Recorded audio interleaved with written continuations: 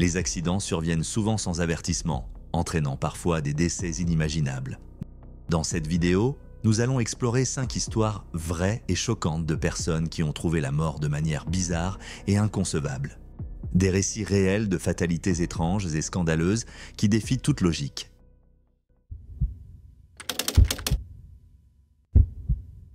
C'était le 4 juillet 2015 à Calais, dans le Maine, près de la frontière canadienne. Devon Staple, un jeune homme de 22 ans originaire d'Orlando, en Floride, célébrait le jour de l'indépendance avec des amis et sa famille. Devon, qui avait joué des personnages comme Gaston et Dingo à Disney World, était connu pour sa personnalité joyeuse. La soirée était marquée par des feux d'artifice, des rires et des boissons. Devon, connu pour son sens de l'humour, jouait avec un tube à mortier de feux d'artifice, sans se douter qu'une tragédie était sur le point de se produire. Le groupe allumait des feux d'artifice tout au long de la nuit. À un moment donné, Devon prit le tube à mortier et le plaça sur sa tête. Ses amis, pensant qu'il plaisantait, tentèrent de le convaincre d'arrêter. En quelques secondes, Devon alluma le feu d'artifice qui explosa immédiatement, le tuant sur le coup. Son frère, Cody, était à proximité et a décrit la scène comme dévastatrice, notant qu'il n'y avait rien à faire pour sauver Devon. La nouvelle de la mort de Devon a choqué tous ceux qui le connaissaient. Sa famille a souligné que Devon n'était pas imprudent. Son frère a mentionné que Devon aimait souvent faire des choses amusantes pour rire, mais n'avait jamais eu l'intention de se blesser. Cette fois, cependant, une blague s'est transformée en un accident mortel. La mère de Devon, Kathleen Staples, pense que Devon croyait que le feu d'artifice était inactif. Elle a déclaré à CBS News que Devon pensait qu'il ne fonctionnerait pas et l'a placé sur sa tête par esprit taquin. Mais une fois la mèche allumée, il n'y avait plus de temps pour réagir. Sa fiancée, Cara Howley, qui était présente ce soir-là, a expliqué que Devon était probablement ébrieux à cause de l'alcool et avait peut-être allumé accidentellement le feu d'artifice. Elle se souvient d'avoir crié à Devon lorsqu'elle a vu la mèche enflammée, mais il était trop tard. Le feu d'artifice était un tube à mortier rechargeable destiné à exploser dans le ciel. Son type exact est inconnu, mais sa puissance était suffisante pour tuer Devon sur le coup. Les psychologues suggèrent que les jeunes adultes comme Devon sont plus enclins à adopter des comportements à risque en raison de la pression des pairs et du désir d'impressionner les autres. Le docteur Art Markman de l'Université du Texas à Austin a expliqué que les lobes frontaux du cerveau, responsables du contrôle des impulsions, ne se développent pleinement qu'à la mi-vingtaine, rendant les jeunes adultes plus susceptibles de prendre des risques.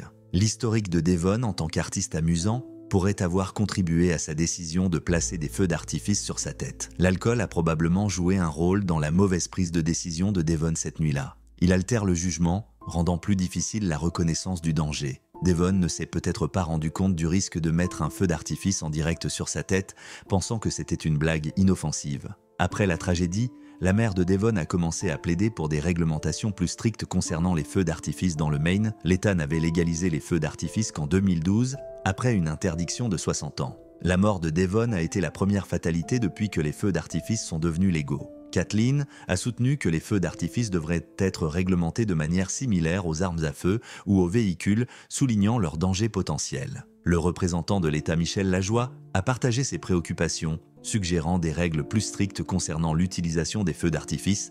La famille et les amis de Devon se souviennent de lui comme d'une personne aimable et énergique qui aimait faire sourire les autres. Il avait prévu de devenir technicien vétérinaire et de commencer des cours plus tard dans l'année. Son amour pour les animaux et son esprit joyeux sont les souvenirs que ses proches souhaitent conserver. Pour honorer sa mémoire, son frère Cody a encouragé les gens à faire quelque chose de gentil pour quelqu'un et à montrer de l'amour en son nom.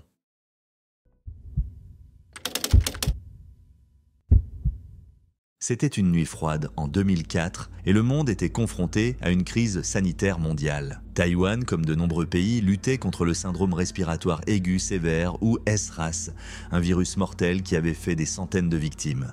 Dans ce contexte, une femme de 45 ans, terrorisée à l'idée de tomber malade, prit des mesures drastiques. Elle croyait qu'un bain dans une baignoire remplie d'éthanol à 40,5% la protégerait du virus.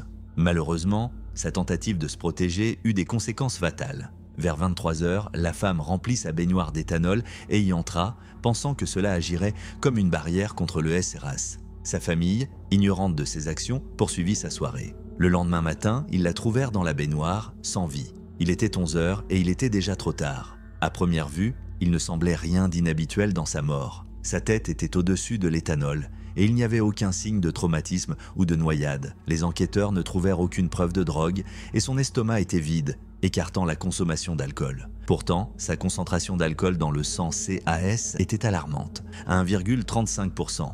Pour donner un ordre d'idée, une CAS de 0,4% peut être mortelle. Comment a-t-elle pu atteindre un niveau aussi élevé sans avoir bu? La réponse résidait dans l'absorption par la peau. Normalement, la peau n'absorbe pas suffisamment d'alcool pour causer des dommages. Mais dans ce cas, la femme avait été immergée dans l'éthanol pendant près de 12 heures. Avec le temps, son corps avait absorbé une quantité significative d'alcool à travers sa peau. De plus, elle avait probablement inhalé des vapeurs d'alcool, ce qui a accéléré le processus. À mesure que sa CAS augmentait, l'alcool commença à affecter son système nerveux central. Lorsque sa CAS atteignait 0,1% à 0,2%, elle était probablement désorientée et incapable de bouger. Elle ne pouvait probablement pas sortir de la baignoire, se laissant piéger alors que son corps continuait d'absorber plus d'alcool. Finalement, sa CAS atteignit le niveau fatal de 1,35%. Lorsque sa famille la trouva, il n'y avait rien à faire. Ce cas rare a stupéfié la communauté médicale. L'intoxication alcoolique par absorption cutanée est presque inconnue chez les adultes. Cependant, l'exposition prolongée de la femme à l'éthanol et sa décision d'utiliser une concentration aussi élevée ont créé une situation dangereuse. Les chercheurs qui ont examiné le cas ont estimé qu'elle avait absorbé environ 1,5 litre d'éthanol, suffisant pour la tuer. L'épidémie a déclenché une peur généralisée, poussant les gens à prendre des mesures extrêmes pour se protéger. À Taïwan, plus de 660 cas de SRAS ont été signalés et 73 personnes sont mortes. La femme, comme beaucoup d'autres, a été prise dans la panique, mais sa tentative désespérée d'éviter l'infection s'est terminée en tragédie. Malheureusement, ce cas n'est pas unique. En période de crise, les gens ont souvent recours à des méthodes dangereuses par peur. Par exemple, pendant la pandémie de Covid-19, certaines personnes ont ingéré ou injecté des substances nocives dans une tentative de se protéger du virus. À la suite de la mort de la femme, les responsables de la santé publique ont exhorté le public à éviter les remèdes non vérifiés. L'Organisation mondiale de la santé a précisé que, bien que les désinfectants pour les mains à base d'alcool tuent efficacement les germes, la quantité d'alcool absorbée par la peau lors d'une utilisation normale est sûre. Ils ont averti contre le bain dans l'alcool ou son utilisation de manière dangereuse. Ce cas nous rappelle les dangers de la désinformation et de la panique. Dans sa tentative de se protéger du SRAS, la femme s'est involontairement mise en plus grand danger. Sa mort a été une issue tragique et évitable, soulignant l'importance de suivre des conseils fiables et fondés sur des preuves scientifiques en période de crise sanitaire.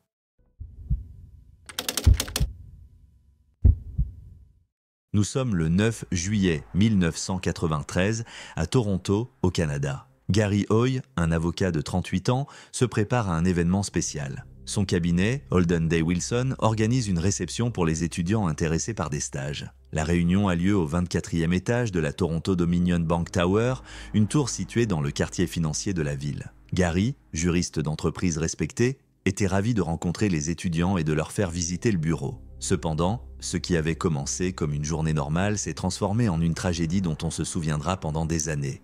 Gary n'était pas seulement connu pour son expertise juridique.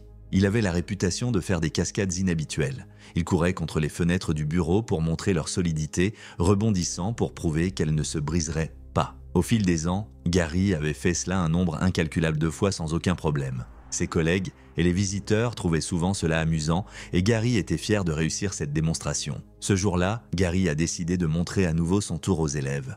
Confiant comme toujours, il se jette sur la fenêtre et, comme auparavant, la vitre tient et il rebondit. Mais pour des raisons inconnues, Gary n'était pas satisfait et décida de recommencer. Cette fois-ci, les choses se sont mal passées. Au lieu de rebondir comme avant, la fenêtre a cédé. Elle n'a pas volé en éclats, mais elle s'est détachée de son cadre, entraînant Gary dans une chute de 24 étages qui l'a conduit à la mort dans la cour en contrebas. Il est mort sur le coup. Les étudiants et les collègues qui ont assisté à l'accident sont choqués. Les services d'urgence sont arrivés rapidement, mais ils n'ont rien pu faire pour sauver Gary. Sa mort laisse tout le monde incrédule. Les autorités et les ingénieurs sont appelés à enquêter. Le verre lui-même ne s'est pas brisé. Il s'est simplement détaché de son cadre. L'ingénieur en structure Bob Greer expliqua plus tard qu'aucun cadre de fenêtre ne pouvait résister à la force répétée d'un homme adulte se jetant contre lui. Le verre a tenu, mais le cadre s'est brisé, entraînant la chute tragique. Les gens n'arrivaient pas à comprendre comment une telle chose avait pu se produire. Gary n'était pas imprudent et ne cherchait pas à se faire du mal, il a répété quelque chose qu'il avait déjà fait à maintes reprises. Pourtant, cette fois-ci, cela l'a conduit à une mort prématurée. Les collègues de Gary sont dévastés. Hugh Kelly, un autre avocat du cabinet, a décrit Gary comme un brillant avocat et une personne aimable qui allait beaucoup nous manquer. Cette tragédie a ébranlé le cabinet, autrefois l'un des plus prestigieux du Canada. Une équipe de crise a été mise en place pour aider les employés à faire face à la situation. Dans les années qui ont suivi la mort de Gary, l'entreprise a commencé à décliner. Nombreux sont ceux qui pensent que le traumatisme causé par la perte de Gary a contribué à la chute de Holden Day Wilson.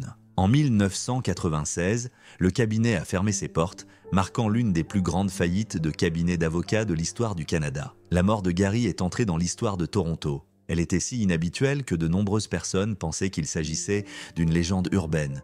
Son histoire a été évoquée dans les médias, notamment dans le film The Darwin Awards, l'émission 1000 Ways to Die et un épisode de Mythbusters. Des forums en ligne ont même débattu de l'événement, certains s'interrogeant sur sa véracité. Mais la vérité est indéniable, un homme a perdu la vie dans un accident bizarre et tragique.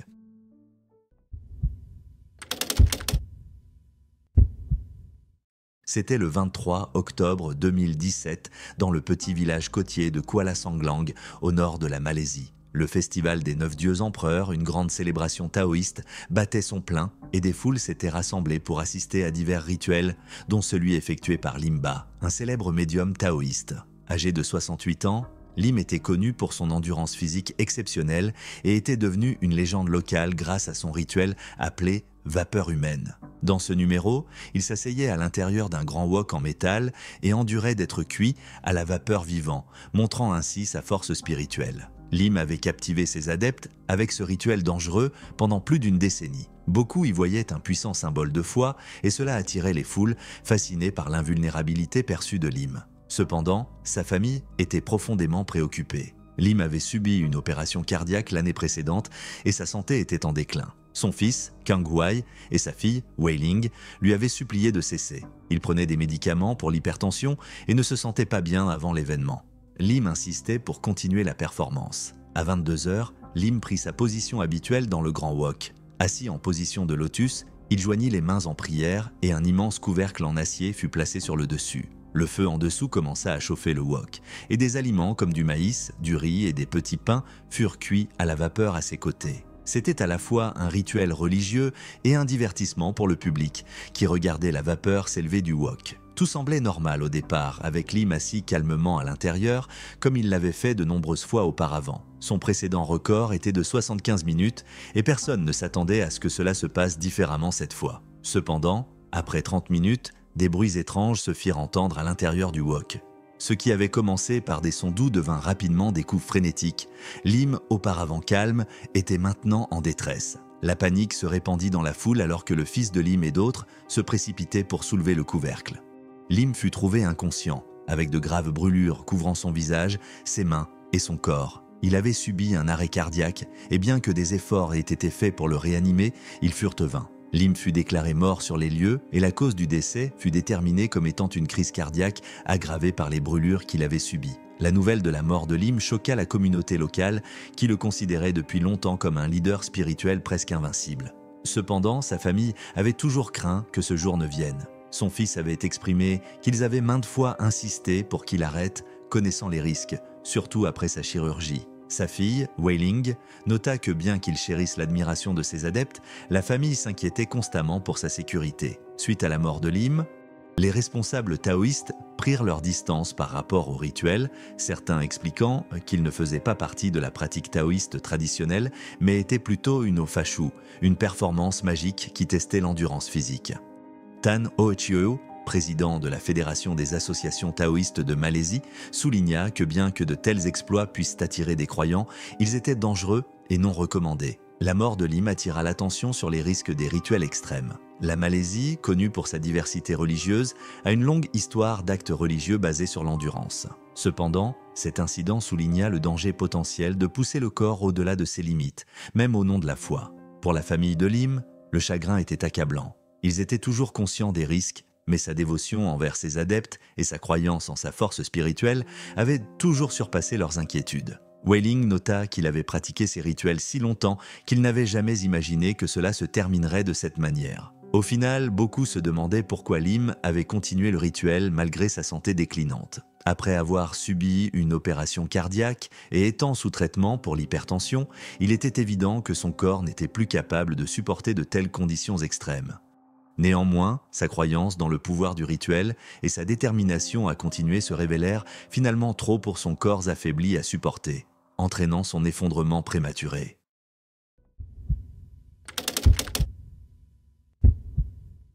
C'était le 2 janvier 2001 à Budapest, en Hongrie. Jimmy Zambo, une pop star de 42 ans, passe la soirée chez lui avec sa femme et ses amis à boire et à profiter de leur compagnie.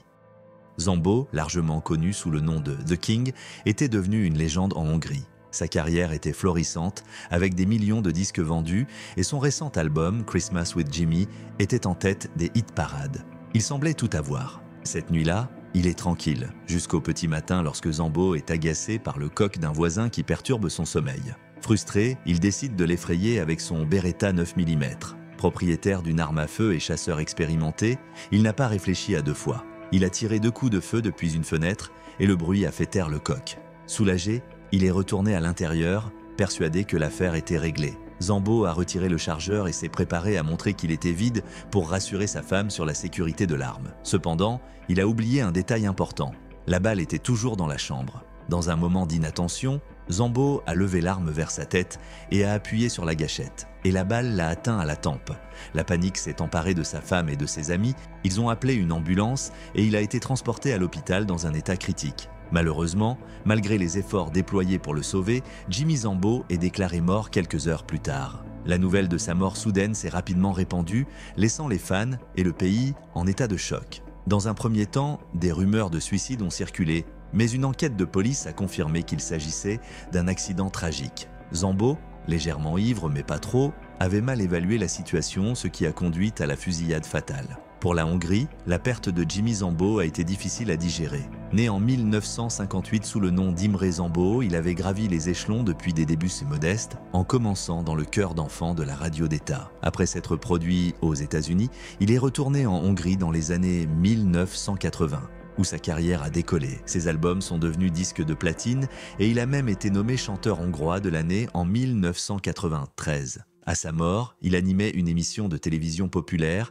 et s'était imposé comme le visage de la musique pop hongroise. Lorsque les détails de sa mort ont été rendus publics, le chagrin s'est répandu dans tout le pays. Des fans se sont rassemblés devant son domicile, allumant des bougies et déposant des fleurs. Nombre d'entre eux avaient visiblement le cœur brisé, pleurant l'homme qui avait apporté tant de joie dans leur vie. Le 5 janvier, quelques jours seulement après sa mort, le corps de Zambo a été exposé au public dans une église gréco-catholique de l'île de Czepel. Plus de 30 000 personnes sont venues lui rendre hommage. Le lendemain, des dizaines de milliers d'autres personnes ont envahi les rues pour ses funérailles. Ce fut un événement grandiose et émouvant comme la Hongrie n'en avait jamais vu. Des chevaux noirs tirent son cercueil et les personnes en deuil regardent, incrédules, le cortège passer. La messe, retransmise en direct à la télévision, a montré la famille de Zambo encadrée par 30 gardes du corps qui l'aidaient à traverser l'immense foule. Des milliers de colombes ont été lâchées pendant la cérémonie, alors que son cercueil était descendu dans le sol. Une couronne a été placée sur un coussin rouge à côté de lui,